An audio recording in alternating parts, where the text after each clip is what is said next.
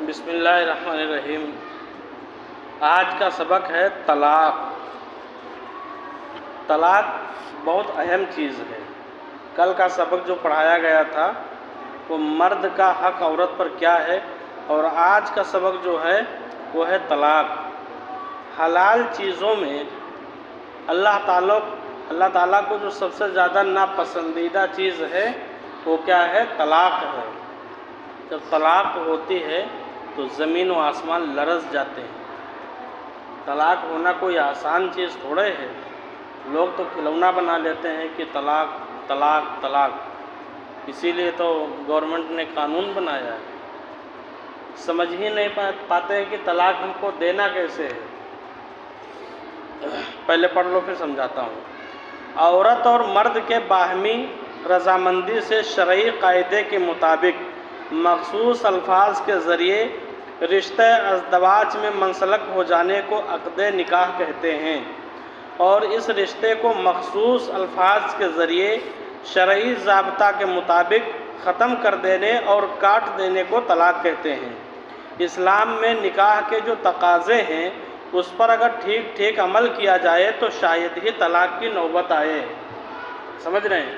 اسلام کے جو قاعدے قانون ہیں، اللہ کے رسول صلی اللہ تعالیٰ علیہ وسلم کی سنت کے مطابق اگر عمل کیا جائے تو طلاق کی نوبت نہیں آئے گی۔ لیکن یہ دونوں کو سوچنا پڑے گا، مرد کو بھی سوچنا پڑے گا، عورت کو بھی سوچنا پڑے گا۔ طلاق جو ہے جو قبول کرنا عورت کا حق ہوتا ہے۔ بھئی جب بارات جاتی ہے، دولہا بن کے جاتا ہے تو نکاح پڑھانے والا سب سے پہلے کس سے پوچھتا ہے؟ قبول کیا کہ نہیں؟ لڑکی سے پوچھتا ہے۔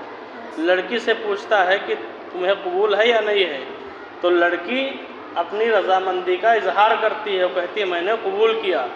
اور جب اس نے قبول کر لیا تو اب آتا ہے لڑکے کے پاس آتا ہے، اور پھر نکاح پڑھانے کے بعد کہتا ہے تو نے قبول کیا؟ تو اس نے بھی کہہ دیا میں نے قبول کیا۔ اب تالا و چابی اٹھا کر کے کس کو دے دیا؟ مرد کو دے دیا کہ بھئی طلاق کا حق تمہارا ہے۔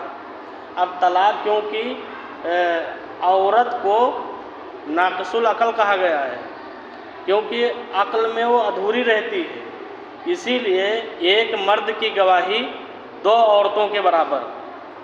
سمجھ رہے ہیں؟ تو عورت کو طلاق کا حق اس لیے نہیں دیا گیا کہ اگر معمولی سی بات پر فوراً عورت جو ہے اپنے مرد کو طلاق دے دیتی۔